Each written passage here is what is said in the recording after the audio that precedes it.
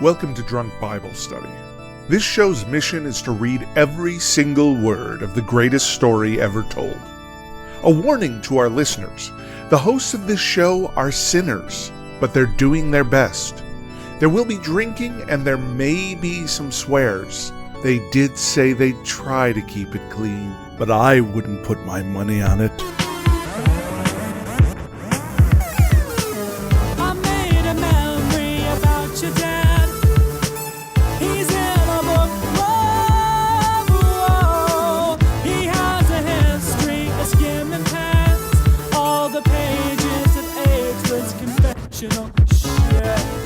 I'm Emily, and this is Drunk Bible Study, where my good friends Dedeker and Jace teach me, a born and raised atheist, all about the Bible. Jason Dedeker, how are we doing today? Wow, it's a new day. It's a new chapter of the Bible. We're really trucking along at a good pace, and my heart is ready. My heart is ready to drink. Yes. And to think about, yes. Drink and think. Drink and think. Love that. About the Bible. Love it. Mm-hmm. What a motto. Mm-hmm. Yes. Beautiful. Well, the king is dead. Long live the king. Well, that happened a couple times. You know, that happened now. So David died, then Solomon died, and then now. And then the kingdom split up a little bit. And we got Jeroboam, Rehoboam and all the Boams. The many Boams. Rehoboam. It's a kingdom of many Boams. The Boams. All the Boams. Yes, and we're split between the two kingdoms too, which is going to make it, if we remember from 2 Kings, incredibly hard for us to keep track of what's happening in which kingdom. Oh, yes. Because they're just going to mash that all together at once. Oh, jeez. Mm-hmm. Yep. Should we have like, are there real rival actors in real life that we could have Jeroboam and Rehoboam play? Gosh. I don't know.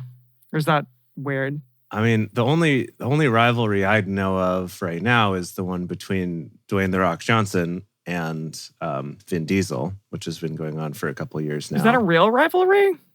Yeah. Is that like an action? Oh, really? Well, they're not. Yeah, basically. I mean, we can't have him playing one of these guys, though. No, that doesn't work. So I don't know. I don't know any others. Yeah. Well, anyway, we'll see. I mean, I don't think we have to go so method. We could also trust our actors to actually just act. Yeah. I think that also is a decent option for filmmaking. That's true. I'm assuming they know what they're doing. Alrighty. Well, what are you two drinking today? It is hot here in LA, my goodness. So I know Jace is hanging out in Hollywood, if you can't already tell from his giant Hollywood sign behind him. He's literally streaming live from the Hollywood sign for this very special episode of DBS. Love it. Yes. Yes. Goodness gracious. Yeah, my hotel room here near Hollywood and Highland, in all of the rooms, they have this like big kind of, I don't want to call it a mural exactly, but just like a big printing of the Hollywood sign on the hill that's in all the rooms. So I've stayed in multiple rooms here now. It's kind of one of my go-to hotels when I'm on trips to LA. And I don't know, I would describe it as tacky, which is weird because it's not like a super touristy hotel, actually. It's like, feels like more of a hotel for business people. Well, it is on Hollywood Boulevard. Like yeah, but it's Highland. in a touristy location. I guess, makes sense. Yeah. What are you drinking? Oh, yeah. Well, boy, let me tell you about that. So when I checked into my hotel room, they told me, oh, hey, you know what? You actually have this $20 of credit that you get to use every day, either in our restaurant or in our little sort of convenience mart kind of area. And I was like, okay, that's interesting. And he said, and it doesn't roll over, so be sure you use it every day. I was like, okay, cool. And I said, what are your hours for your restaurant? And he said, oh, it's 8 a.m. to 11 a.m. Like it's only breakfast is the only meal they do at the restaurant here.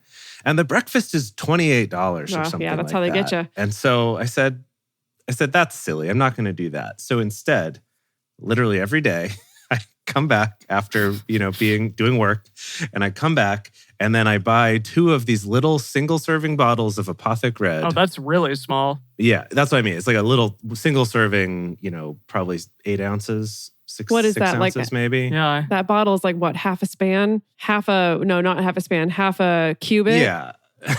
Yeah. Maybe 3/4 of a span. What's the one that's the length from like the heel of your hand to the tip of your middle finger? It's that. That's not a cubit? There's a measurement. No. Cubit is middle finger to the elbow. Yeah, cubit's pretty long. Okay. That's a very big. That's like a Costco size. So you've been amassing a collection of small wines. You can see I've got several of these wine bottles now. I have drank some of them, but I do have a little collection. And I haven't even gotten my 2 for today. So I'll have another couple. So anyway, this is what it's time to drinking. go nuts. Go nuts tonight. You're just going to get smashed to us here tonight. It's exactly. The night. Yes. Some cheap, and that's not, we're not going to drag any particular wine labels. That's not a great wine, in my opinion. So you got to drink a lot of it. It's not the worst either, though. Mm-hmm. Yeah. It's not the worst. I've had worse. For sure. How about you, Dedeker? What are you drinking? Well, I'm just drinking a gin and tonic with some nice aviation gin. Yum. Ooh, Yum. Yeah. What about you, Em? Like I said, it is very warm in this city today. Like it's the first warm day. It's the first day of spring, it feels like, even though that happened a couple weeks ago. But I decided that I needed something very cooling and refreshing. So I made a frozen raspberry margarita, and it's awesome. Look at this thing. Wow. That is beautiful. Very red. Ooh, how vibrant. Yes. Do you have sugar around the rim? Is that Love what that it. is? Mm-hmm. I couldn't find sugar, so it's salt. Weird. I was like, screw it.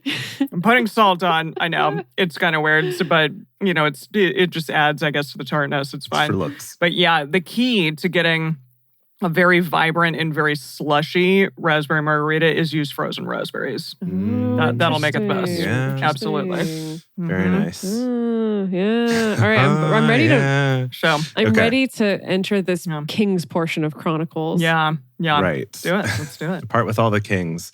Yeah.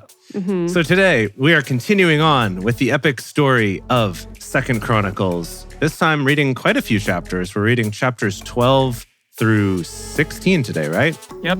Yes. 12 through 16, and then some wisdom from the book of Proverbs, chapter 13. As we get started, we want to remind everyone to read responsibly and drink responsibly. You can drink along with us, or you can listen while you're in the car. But please do not do both at the same time. Oh, it's me. And with that, it's time for 2 Chronicles, chapter 12.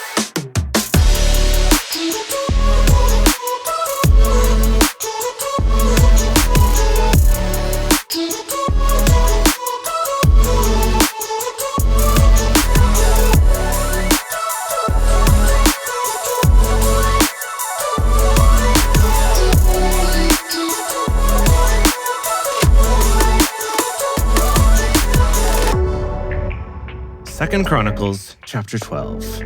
It happened, when the kingdom of Rehoboam was established, and he was strong, that he forsook the law of Yahweh and all Israel with him. You said that phrase, that he was strong, I had a flashback, because wasn't Rehoboam last week the one who was like, my pinky is bigger than my dad's dick? Oh, yeah. I forgot about that. Oh, was that him? Completely buried it until this moment. Yikes. Mm-hmm. Okay, so, and I'm not sure if they're establishing it's like this is when he was strong politically, or is it this is when he was still young and hale, and then, he got old and sickly later. I don't know which it is, Does he get old and sickly? Is that a thing? He's either going to get old and sickly, or he's going to die very horribly. That's pretty much the two options for these kings. Yeah. Okay. So we'll see. I don't remember. Okay, so he forsook the law of Yahweh and all Israel with him. So I'm assuming that means he also made Israel forsake the law of Yahweh, not that he also forsook Israel. Yeah, sure. Yeah. I don't know. Yeah? Okay. Sure. It happened in the 5th year of King Rehoboam that Shishak, king of Egypt, came up against Jerusalem because they had trespassed against Yahweh. I'm not sure about that cause and effect from Israel's or Egypt's point of view there. Yeah. But, Yeah. Like, I don't know why these guys did nothing to us, and I just suddenly have this urge to go up against them. Yeah. So Egypt came up against them because they had trespassed against Yahweh, with 1,200 chariots and 60,000 horsemen. Dang. The people were without number who came with him out of Egypt, the Lubim, the Sukkim, and the Ethiopians. He took the fortified cities which pertained to Judah and came to Jerusalem. Now, Shemaiah the prophet came to Rehoboam and to the princes of Judah, who were gathered together to Jerusalem because of Shishak, and said to them, Thus says Yahweh, you have forsaken me, therefore have I also left you in the hands of Shishak. Well, hooray for Shishak. Yeah. Yeah. Then the princes of Israel and the king humbled themselves, and they said, Yahweh is righteous. Oh, so this is one of those times where they're like, hey, you all did bad. And they said, oh, you're right. You're totally right. We're so sorry. Easy. When Yahweh saw that they humbled themselves, the word of Yahweh came to Shemaiah, saying, they have humbled themselves. I will not destroy them, but I will grant them some deliverance, and my wrath shall not be poured out on Jerusalem by the hand of Shishak. Why is he pissed at Jerusalem? Just they didn't honor Yahweh. We got kind of a hand-wavy explanation for this one. Yeah, okay. Strange. Whatever.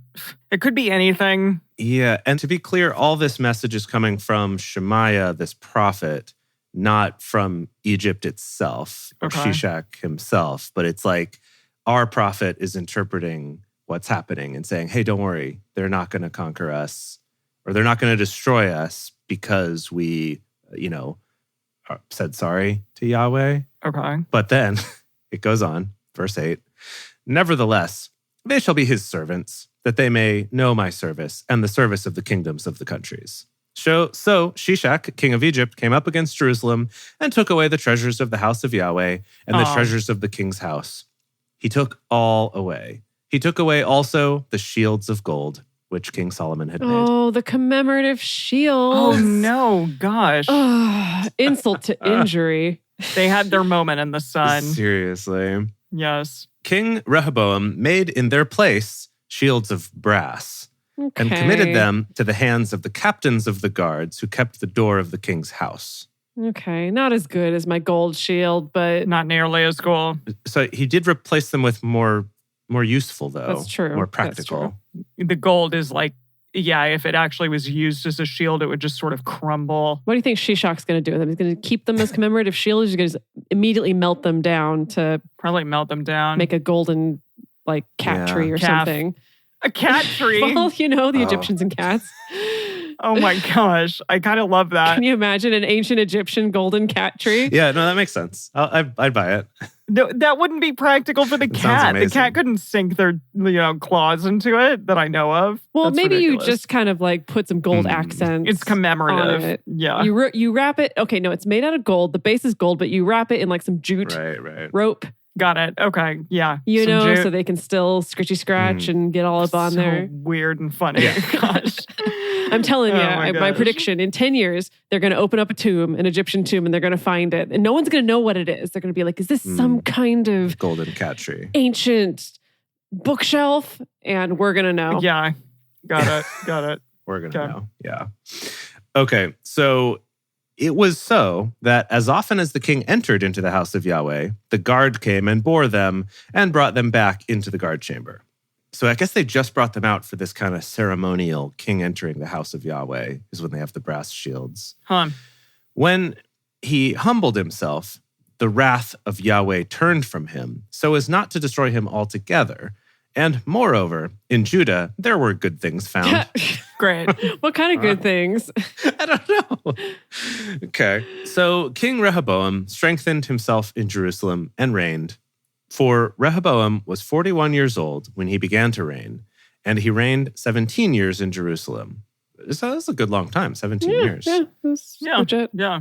Good for these kings, for sure. The city which Yahweh had chosen out of all the tribes of Israel to put his name there, and his mother's name. Sorry, what? Whose mother? The city which Yahweh had chosen out of all the tribes of Israel to put his name there, and his mother's name was Naamah, the Ammonitess. Whose mother? I feel like I remember Naamah. Yeah. But I don't know who they're speaking of. Yeah. Anyone? Let me see if Eugene can help us out here. Someone who's like Yahweh as a mom. I love that. It's news to me. Can you imagine? Okay, because I'm imagining whoever plays Yahweh's mom is just Dwayne "The Rock" Johnson in a wig. Like we kind of go Medea style. That's pretty good. That would be fun. Yeah. Or it could be Tyler Perry. Okay, so King Rehoboam regrouped and... Okay, hold on. Tyler Perry playing the rock's mom. Yeah. Maybe that's how we There you go. kind of do that. There So you go. anytime a character plays another character, it's actually Tyler Perry playing that character, playing the other character. Okay. There you go. All right. Yeah. Brilliant. Cute. This will be good. Okay. King Rehoboam regrouped and reestablished his rule in Jerusalem. So this is the Message Bible now. He was 41 years old when he became king and continued as king for 17 years in Jerusalem, the city that God chose out of all the tribes of Israel as the special presence of his name. His mother, so I guess the king, Rehoboam, his mother was Naamah from Ammon. Okay. But the final verdict on Rehoboam was that he was a bad king. Okay. Oh. Got it. Okay. Laying down some opinions here, Eugene. This is Solomon's kid? Yeah. Yes. Okay. Okay. So that's interesting because it's his kid with a foreign wife. yeah. Mm-hmm. Mm-hmm. Right. The Ammonites. Yeah. Yeah. So why did this guy end up being the one to rule? That is the Like, question. is it actually the firstborn when you have like 300 kids? That is a question, You right? know, or how many kids they had? Yeah. Yeah. I think it was like I don't know. 300. So, yeah. Mhm. Yeah, it would have been many. Yeah. I thought that it was, frictillion, concubines and stuff. Yes. A fartillion. Yeah. A fartillion concubines and stuff. So, yeah. Yeah, I just feel like if you're going to have 300 children, you have one kid, your firstborn, you're like, great, love that. But then by kid 12, you're like, I don't know. I feel like out of this bunch, like kid number 7 is the best, actually. I think kid number 7 shows the greatest potential. Right? Greatest leadership potential. I feel like you got to give yourself some data points. It's like Succession. I don't think the two of you watch this show, but No, we don't. for all y'all out there who do, like, it's this constant battle between the siblings, like who is going to succeed the father for the wealth and to run the company. Right. I feel like there has to be some I know the sort premise of the show, even if I've never watched it. Yeah, it's phenomenal. I mean, it is called Succession, so one might guess that perhaps it had something to do with Succession. Perhaps. Yes, exactly. But the question, like here also is like, what if they had to do, a bunch of different tasks for the king in order to choose who is going to be the one to succeed? Yeah, maybe Solomon was putting them all through these like logic puzzles about if you have one baby but 2 ladies. Yeah. He's There you go. Yeah. Yes. Yeah. I got a message from Kurt, one of our listeners, who was saying when we talked about the logic problems, like a chariot leaves the station from I love it. Jerusalem, Yeah. wherever. He was like, and it could have been stuff like the trolley problem. Yeah. Like those ethical problems. And that's very much a King Solomon type of deal, right? It's like that. Yeah, because he was supposed to be very wise. Exactly. So he would quiz. He did this big quiz show, like a bracketed tournament of all his 300 kids doing this. And I guess these are the ones that won. Okay, I'm almost done with this chapter here. Okay. And Rehoboam, the guy who compared his pinky to his dad's genitals, was the one who won. Apparently. Yeah. Maybe there was some foul play involved There in you go. this context. There you go. Verse 14, he did that which was evil because he didn't set his heart to seek Yahweh. Now, the acts of Rehoboam, first and last, aren't they written in the histories of Shemaiah the prophet and of Iddo the seer after the manner of genealogies? Isn't it? No. There were wars between Rehoboam and Jeroboam continually. Rehoboam slept with his fathers and was buried in the city of David, and Abijah, his son, reigned in his place. And there was the whole story. And that was the No, story. of him. I don't think we need to There make it is. Yeah. I don't know. I mean, we probably will have like some bit actor play him for a hot second, and then it'll just be a montage, and that'll be that. Yeah, I have a feeling, all this will be cut to a montage for sure. Yeah, For sure. Okay. Chapter 13. In the 18th year of Jeroboam began Abijah to reign over Judah. 3 years reigned he in Jerusalem. That's it. And his mother's name was Micaiah, the daughter of Uriel of Gibeah. Mike, What is it? mine just says Ma'akah in the message. Is it spelled weird and different? No, this is Micaiah. Wow. Micaiah. Maybe Micaiah? I don't know. There was war between Abijah and Jeroboam. Abijah joined battle with an army of valiant men for war, even 400,000 chosen men. And Jeroboam set the battle in array against him with 800,000 chosen men who were mighty men of valor. Abijah stood up on Mount Zemariam.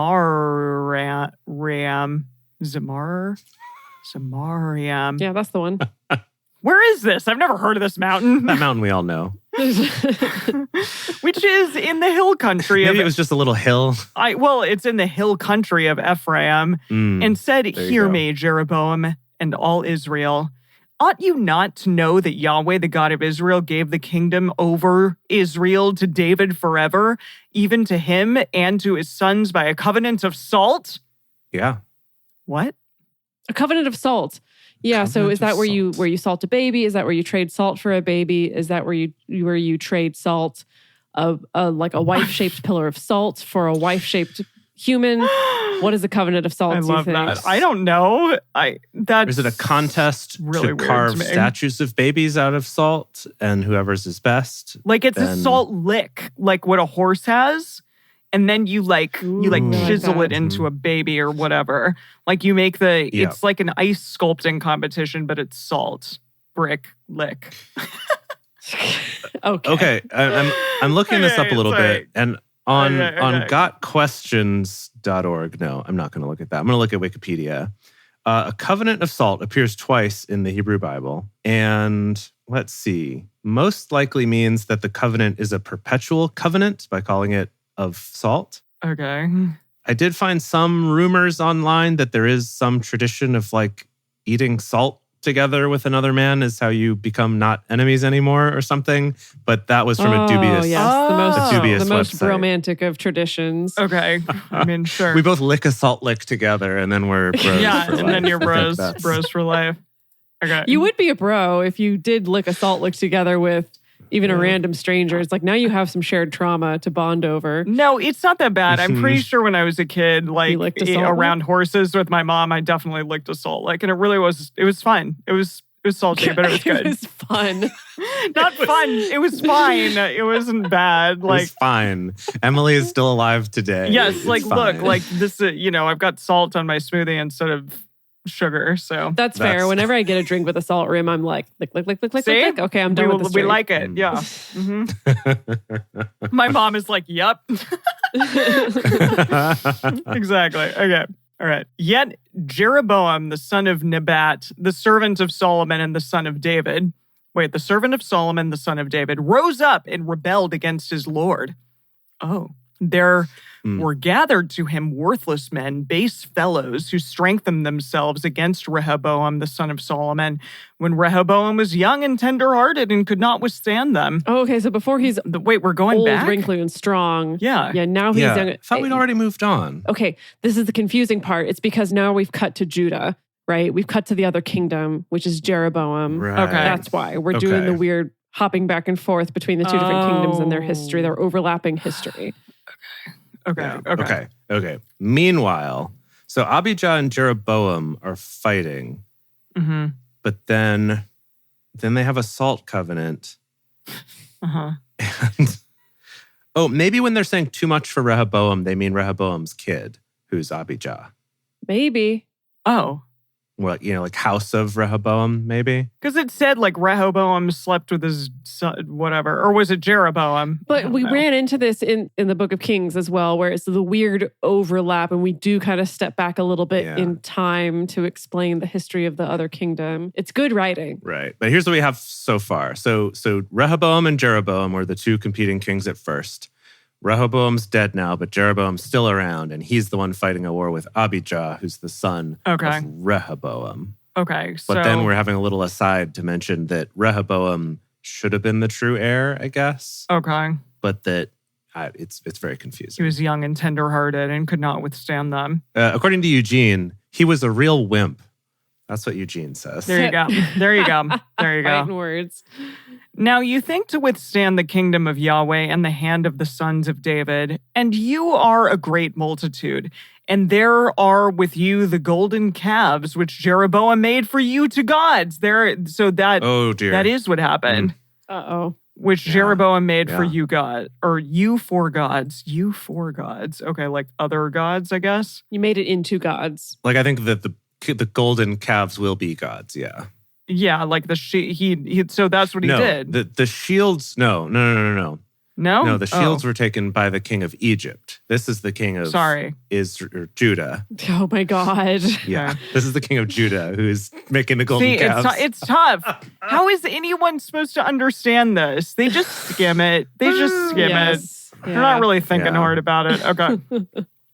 Haven't you driven out the priests of Yahweh, the sons of Aaron, and the Levites, and made your priests after the manner of the peoples of other lands, so that whoever comes to consecrate himself with a young bull and 7 rams, the same may be priests of those who are no gods?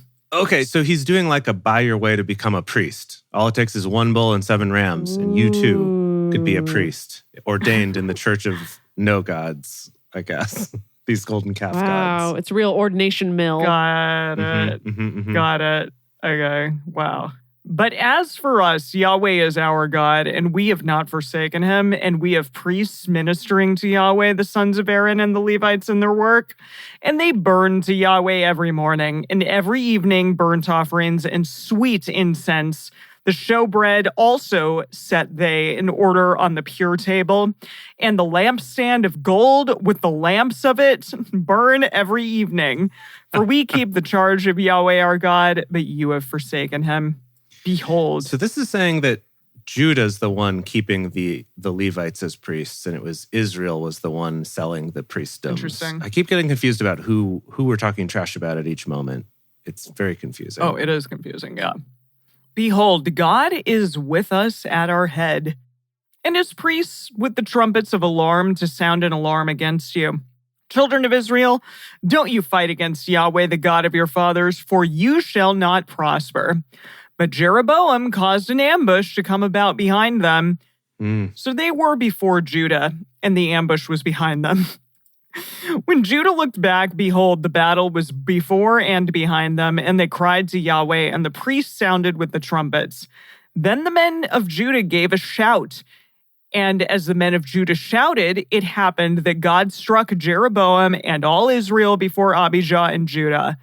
The children of Israel fled before Judah, and God delivered them into their hand. Whoa. Yeah, they just shouted, and that was all it took. Great. And they died, it sounds like? They just got really pumped up. Well, they lost the battle. Yeah. Yeah, got it. Okay. Uh-huh. Abijah and his people killed them with a great slaughter. So there fell down slain of Israel 500,000 chosen men. Thus the children of Israel were brought under at that time, and the children of Judah prevailed, because they relied on Yahweh, the God of their fathers. Can I just ask, so are Judah and Israel together now? No, they're fighting. This is a civil war. They're fighting each other. No, I know they are then, but what about now? Oh, you mean now? Yeah.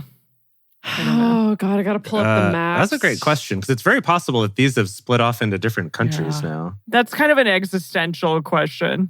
I don't think it's an existential question. I think it's actually a pretty concrete historical question. Well, that's why I'm asking it. I'm like, is it? No, they're together now. It's all Israel now. Is it? Yeah. Okay. At least according to this one map that I'm looking at. Okay, that's an existential, not an existential, but I was going to be like, and what about Palestine? But that's a political question. That's a political question that maybe we shouldn't get into on this show. Let me. None of these are existential. All these people exist.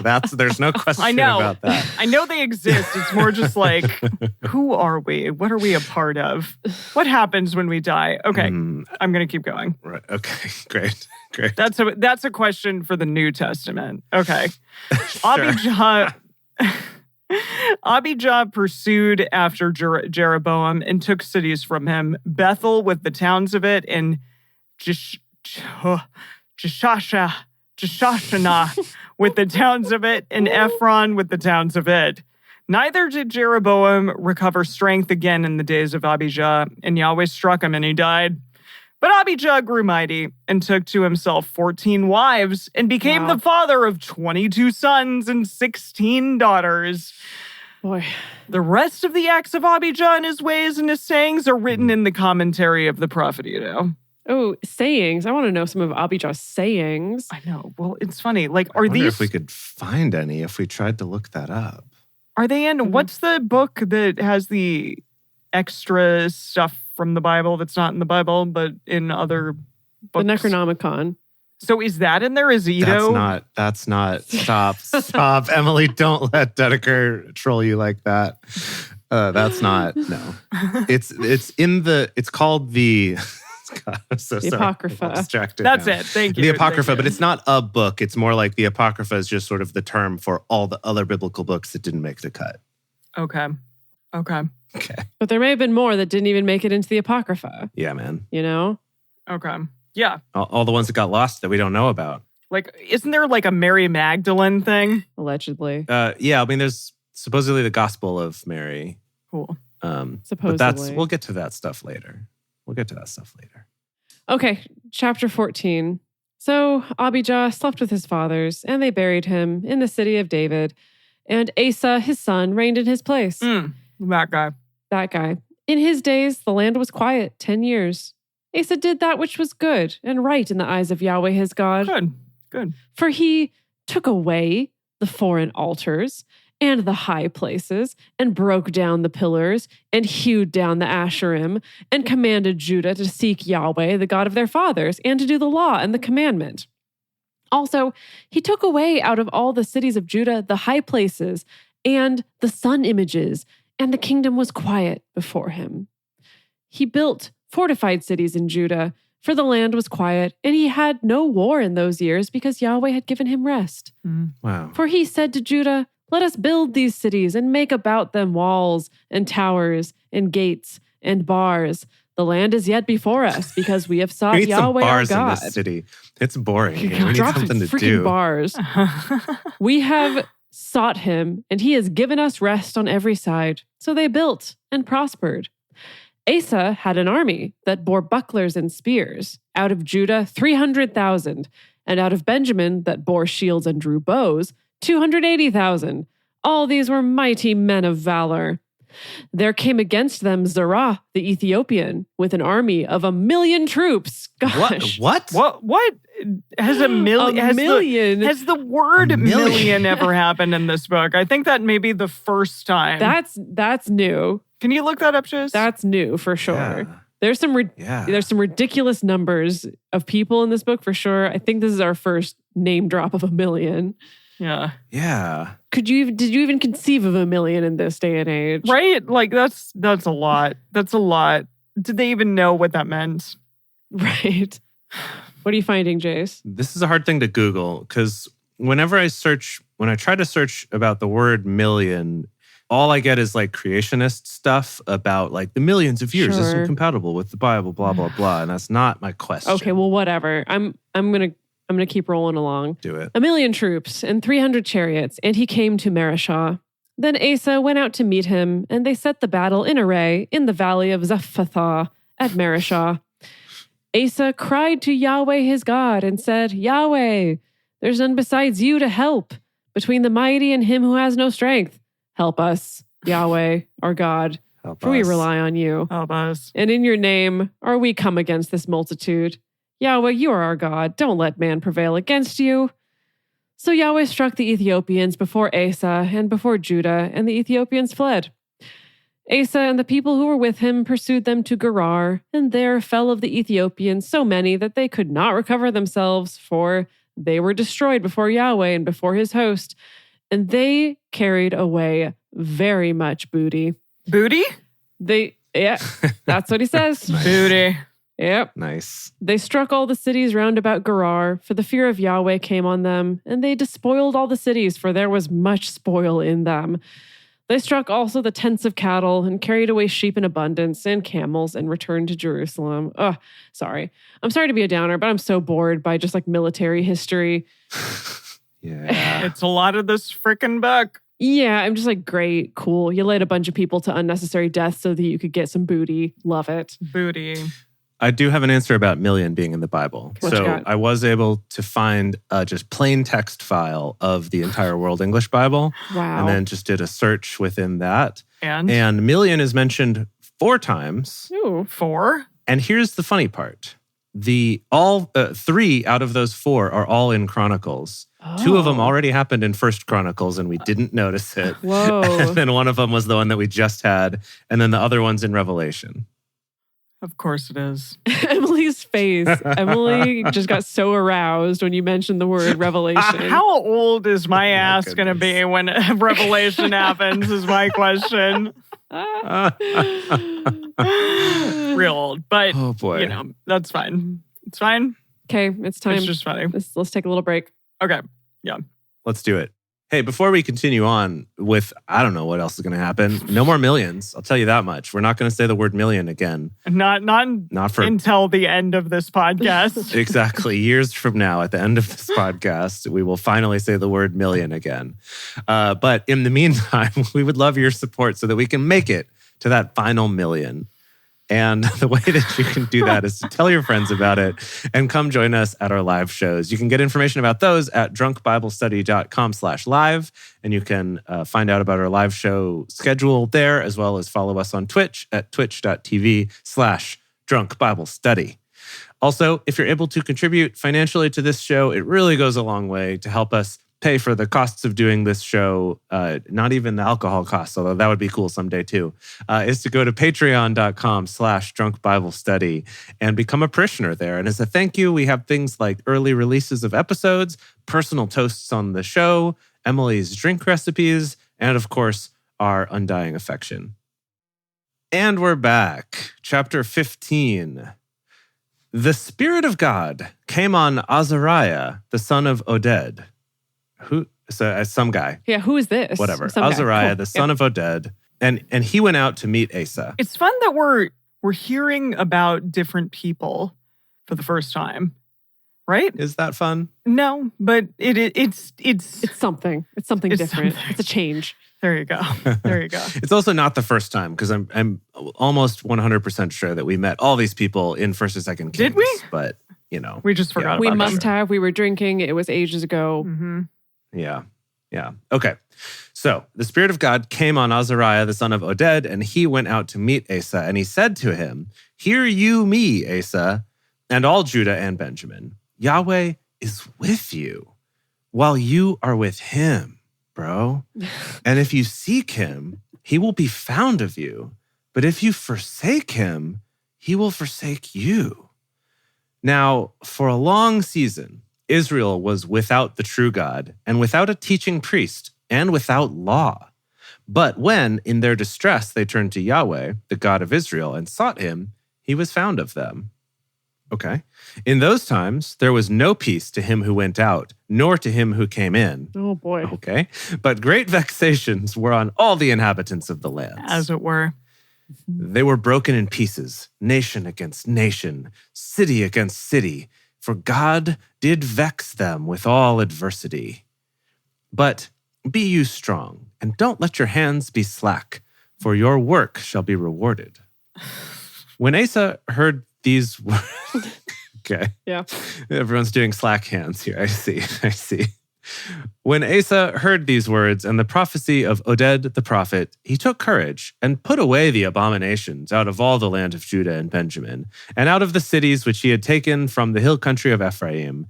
And he renewed the altar of Yahweh that was before the porch of Yahweh. Those are the most Good. important ones, are the ones on Yeah. the porches. Porch Yeah. ones are The porridge, premium. very important. Yeah. So it's interesting that we clarified earlier that Asa was A+ great. But it's not till now that he's actually getting rid of all the, high places and bad things that Yahweh doesn't like. Mm. Like Oded had to come to him. Yahweh knew in his heart that he had that on his to-do list. He just got a little distracted by some battles and some such in the meantime. Okay, yeah, that's fun. I like that. It's sort of maybe a bit of a predestination kind of a thing going on here, that he knew he was gonna do it. And so, well, we'll get into Calvinism later sometime. Is that a thing that is based upon the Bible in any way? Oh, yeah, it Calvinism? is. Right? Yeah, it's a religion? Well, Or what is it's it? It's a sect of Protestantism. Okay. it's like, yeah, it's generally used to describe, nowadays is used to describe kind of a particular belief within Christianity. That idea that like it's predetermined whether you're one of the ones who are saved or one of the ones who's not. Oh, wait. And so Right, only like the kinda- Calvins, everyone who's named Calvin is saved, but nobody else. Yes, that's what it is. Yeah, that's it. Yeah, you got it. You got it. Okay, verse 9. He gathered all Judah and Benjamin and those who sojourned with them out of Ephraim and Manasseh and out of Simeon, for they fell to him out of Israel in abundance when they saw that Yahweh his God was with him. So they gathered themselves together at Jerusalem in the 3rd month, in the 15th year of the reign of Asa. They sacrificed to Yahweh in that day of the spoil which they had brought 700 oxen and 7,000 sheep. They entered into the covenant to seek Yahweh, the God of their fathers, with all their hearts and with all their soul, and that whoever would not seek Yahweh, the God of Israel, should be put to death, whether small or great, whether man or woman. Goodness gracious. Just that stick Woof. comes out of nowhere Yeah. sometimes. Of course. Surprising no one. Surprising no one. It's just, it's like, oh, and they made such a wonderful place. It was so great. They followed Yahweh and Dead. killed everyone else. They swore to Yahweh with a loud voice. Swear. Swear. What kind of swear do you think that they're doing back in the day? Shoot. I mean, Cripes. Or are you thinking actually swearing like hand in my like heart? I pledge myself. Yeah, I I think pledge it's more that. allegiance Falling on your to- face. To the Yahweh. the rock. Yeah, Yeah. right. Okay, so they swore to Yahweh with a loud voice and with shouting and with trumpets and with cornets. Whoa. All Judah rejoiced at the oath, for they had sworn with all their heart and sought him with their whole desire, and he was found of them, and Yahweh gave them rest round about. Also, kind of side note, also, Maacah, the mother of Asa the king, he removed from being queen because she had made an abominable image for an Asherah. Beyonce's still here. She had a poster of Beyonce up in her room. Yes, she did. Yeah. I mean, why wouldn't you? Come on. Can't stamp her out no matter how much Nah. Yahweh tries. She Yeah. is undeniable. Indeed. 100%. And Asa cut down her image and made dust of it and burnt it at the brook Kidron. Dust in the wind. That was, In the Kidron. I was sorry. I didn't sing the right thing there, but keep going. But the high places were not taken away out of Israel.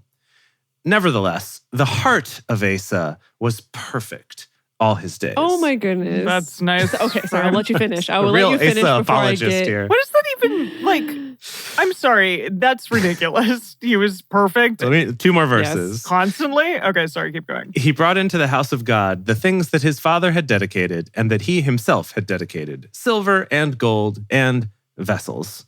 There was no more war to the 35th year of the reign of Asa. 35 years, that's a long reign. Oh, that's pretty good. That's good. Pretty good. Okay, but I'm sorry. I'm calling bullshit on all of that. You cannot be like, oh, he neglected to take down the high places, but it's okay. His heart was perfect. When other people don't, God. Other people look back at a pillar and look back at something. At a soon-to-be pillar. and then they become a soon-to-be pillar. They look behind them for a minute, for 1 second, one freaking second. Freaking second. And then they become a pillar of salt. But Asa, it's okay. We'll let it slide. All right, let's bring this home. Let's bring this right on home. Wait, is this me? Oh, yeah. Yeah, that's you. Okay. All right, 16. In the 6th and 30th year of the reign of Asa, why do we do this? He's. Oh no, The 15 millionth year. Yeah, no, it's fine. It's fine. No, we've said we can't say the word million Okay, again fine, until we get to Revelation. Baasha, king of Israel, went up against Judah and built Ramah that he might not allow anyone to go out or come in to Asa, king of Judah. Then Asa brought out silver and gold out of the treasures of the house of Yahweh and of the king's house, and sent to Ben-Hadad, king of Syria, who lived at Damascus, saying, "There is a league between me and you, as there was between my father and your father.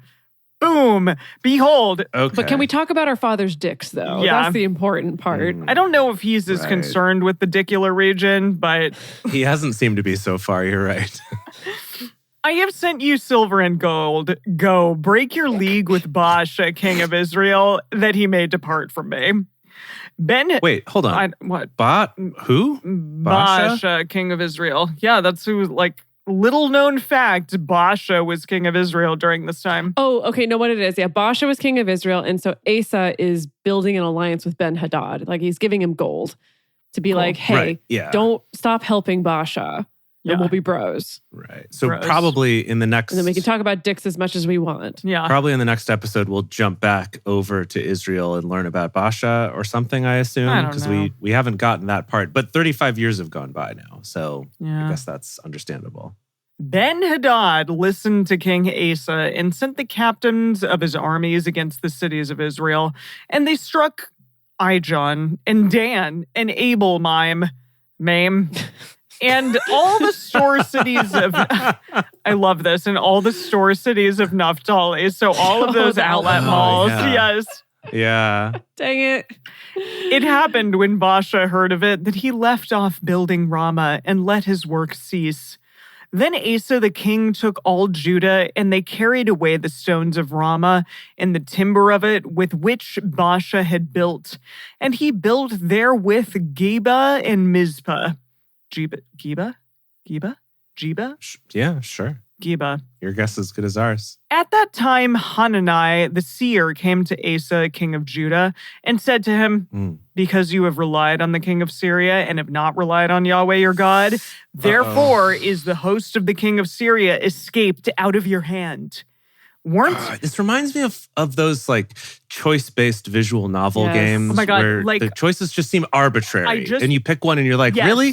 Really? That's the bad option? What? I just played one with Josh. We played this game called Beacon Pines, and it's really cute. You two should play it, but it's all like story-based, and it's just based on a word. It's like one of the words was shit. It was like shit, and then it went in a direction, and then sometimes that direction like... Oh, like you don't know what they're going to say. Yes. You just pick a word and then stuff happens. It's like blank. Okay. It's like Mad Libs. And then you get like a variety of words to choose from. So one of them was shit. And it went in a direction. And then it was either like it ended the game. And then the game was like, that's not the right ending. And you have to go back and go in a different direction. It's really cute. You guys would love it. Turns out shit was not the right word. Shit was not the right word. So we had to go in a different direction. But it's adorable. But this is kind of the same. Yeah. Okay. Weren't the Ethiopians and the Lubim a huge host with chariots and horsemen exceeding many? Yet, because you did rely on Yahweh, he delivered them into your hand. For the eyes of Yahweh run back and forth throughout the whole earth to show himself strong in the behalf of them whose heart is perfect towards him. So can I just ask a question? I'm sorry. I was thinking like the earth isn't like that big, like in comparison to a lot of other planets. So how do people who are Christian, how do they like think about other planets? Wait, hold on.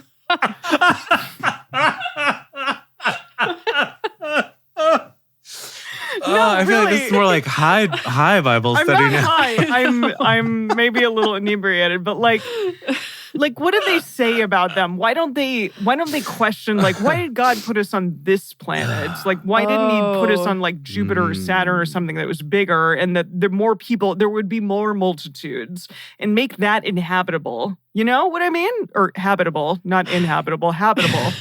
Why? Yeah. Dedeker. Yeah. I'd honestly never heard this come up before. I'm trying to think about how planets were explained to me in my Christian schooling. Like, and what? I was taught about point? I was taught about planets. What is even the point of planets? Like, they're just kind of pretty off in the sky. They're little stars. But God has nothing. I'm just saying. But God doesn't really care about them. They're just for your enjoyment. So you, King of Judah, can look up. Well, okay. I'm really trying to rewind and think about. I mean, I was definitely taught about planets, right? I was taught the whole. What's the what? Mom brought Roy, us very 9 Roy pizzas G. or whatever Bim. it was. What? Not the Roy G. Biv.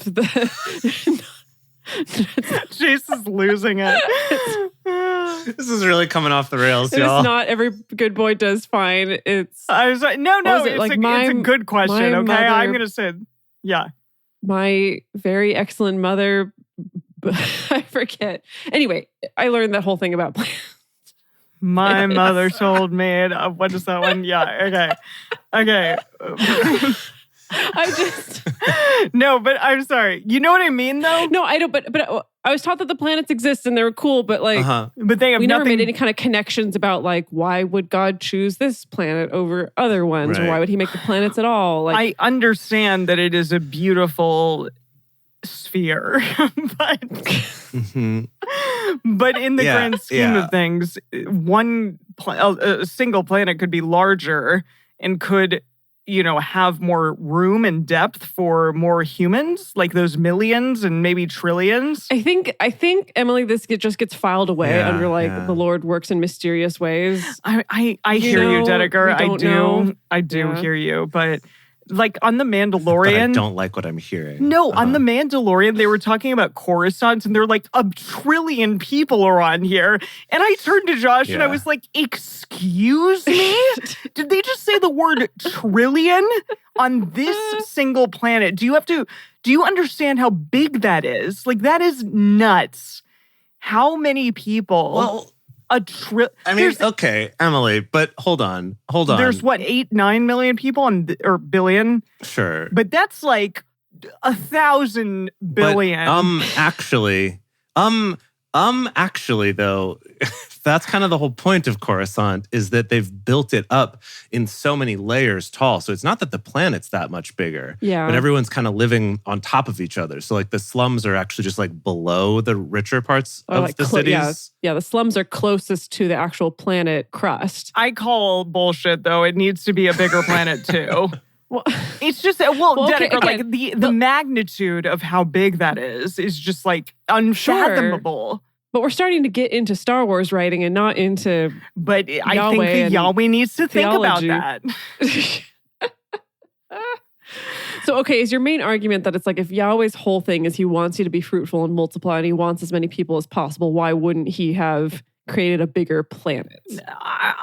No, I just wonder like why planets, how Christian people like think about planets. Are they just like, it's pretty up in the sky?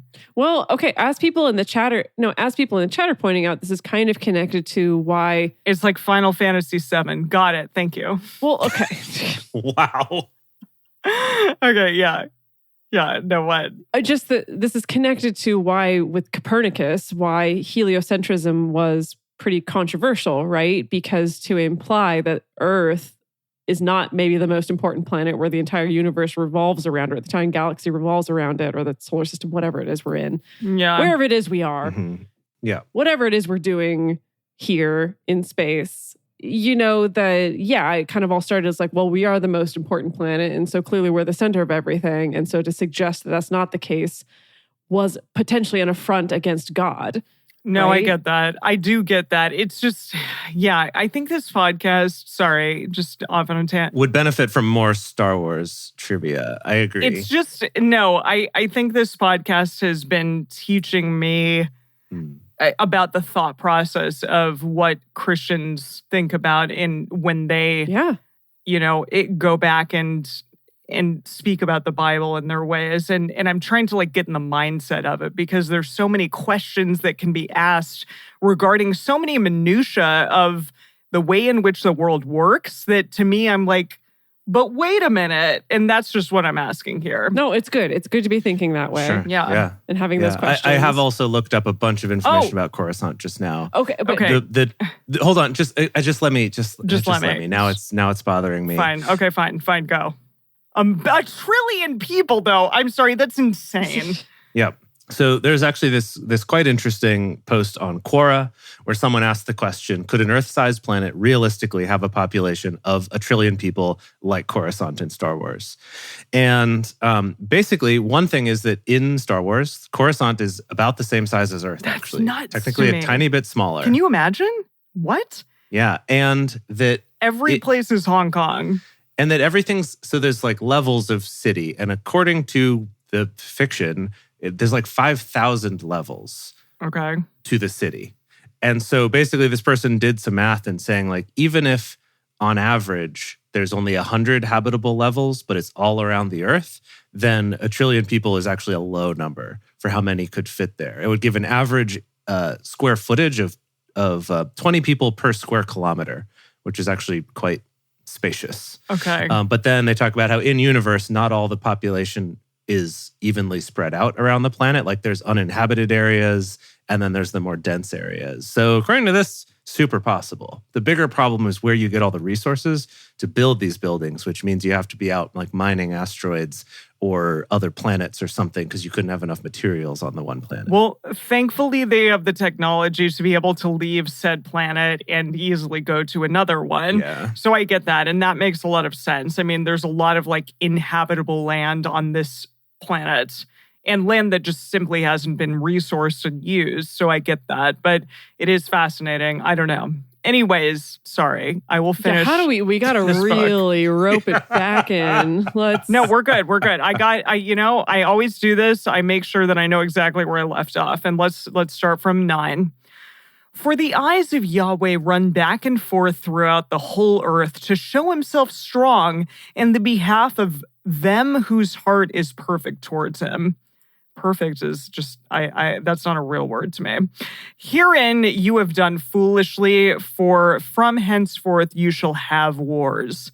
Then Asa was angry with the seer and put him in the prison house.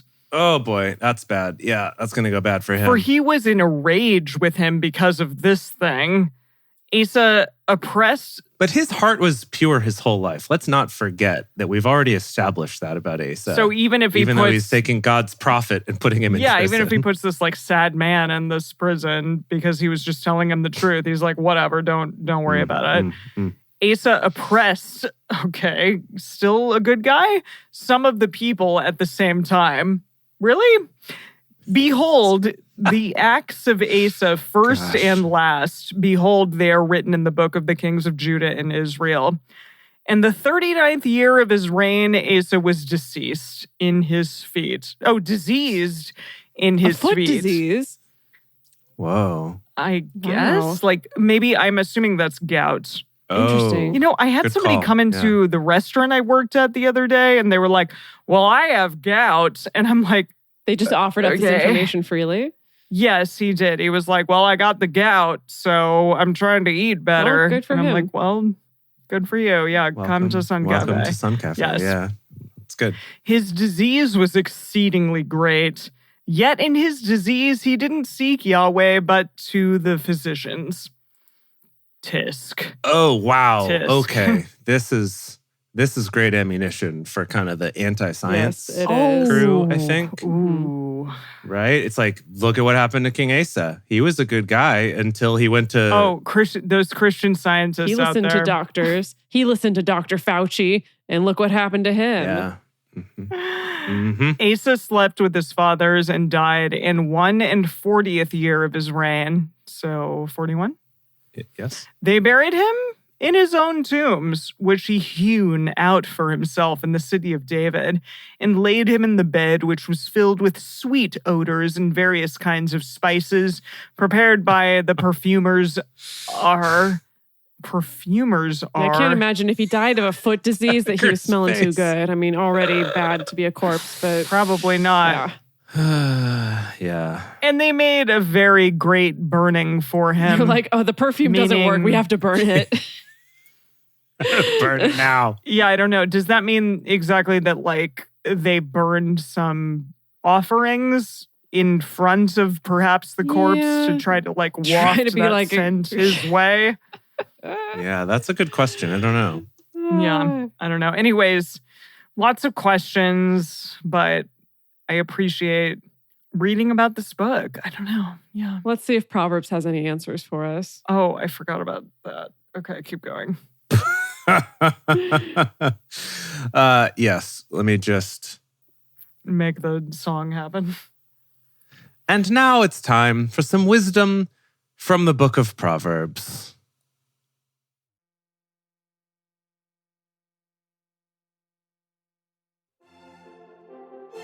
Proverbs 13.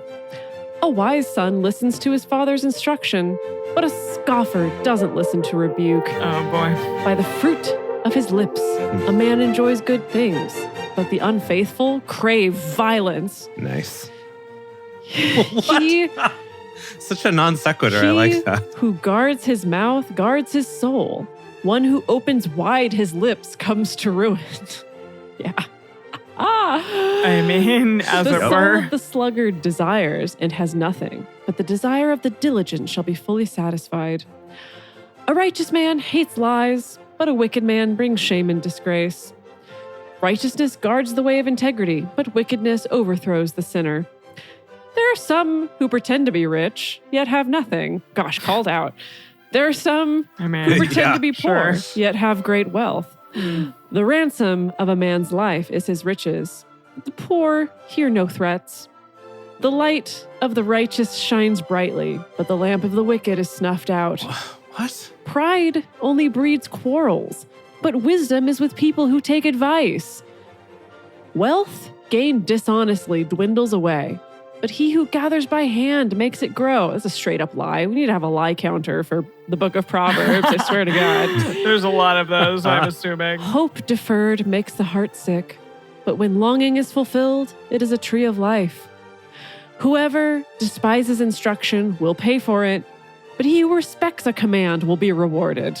Boy, oh boy, some messaging. Yeah, boy. The teaching of the wise is a spring of life to turn from the snares of death.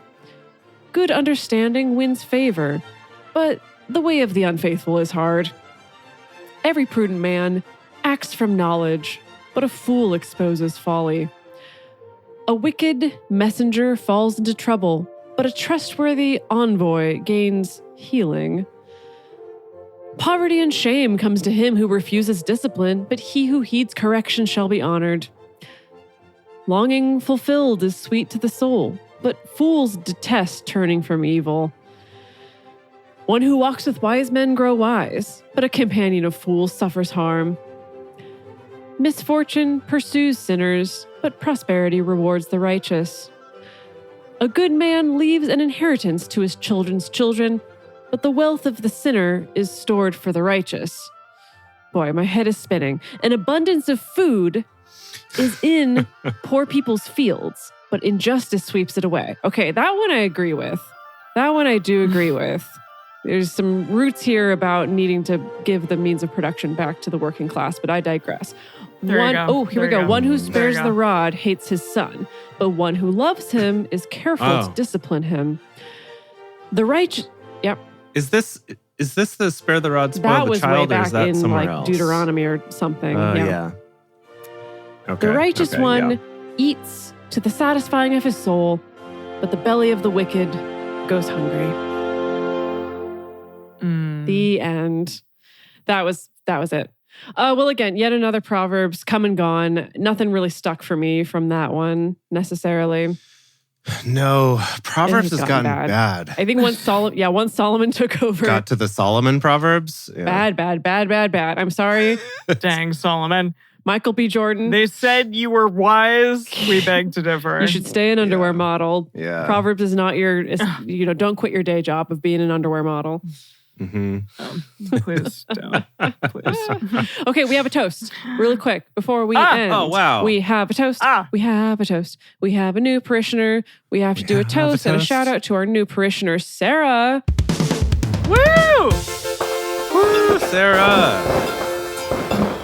Thank you so much, Sarah. We appreciate your patience and your support. I know, Sarah, that sometimes getting through the show is difficult for you. It's difficult for us too. But thank you so much for not only listening and being patient, but also choosing to support us. Could not do it without you. We so appreciate all of you out there. You are truly the best. And all of the people that come to our show every week, we super appreciate you as well. It really makes this time even better for us. Thank you for joining us for Bible study today. If you want to join the audience in our live stream shows, follow us on Twitch at Drunk Bible Study or go to drunkbiblestudy.com/live. If you want even more Drunk Bible Study, including early releases, cocktail recipes, personal toasts on the show, and more, become one of our patrons at patreon.com/drunkbiblestudy. If you enjoy the show, take a moment to subscribe and write us a nice review on iTunes, letting other people know what you like about it. You can also join fellow listeners in the Drunk Bible Study Fans and Fellowship Facebook group or on our Discord server at discord.drunkbiblestudy.com. Find us on Twitter at Drunk Bible Cast, on Instagram at Drunk Bible Study, or send us an email to info@drunkbiblestudy.com. Drunk Bible Study is created and produced by Jace Lindgren, Dedeker Winston, and me, Emily Matlack. Our theme song is Book Called Club by Josh and Anand from their album Home of the. For more information, visit us at drunkbiblestudy.com. I made a memory about your dad. He's in a book club.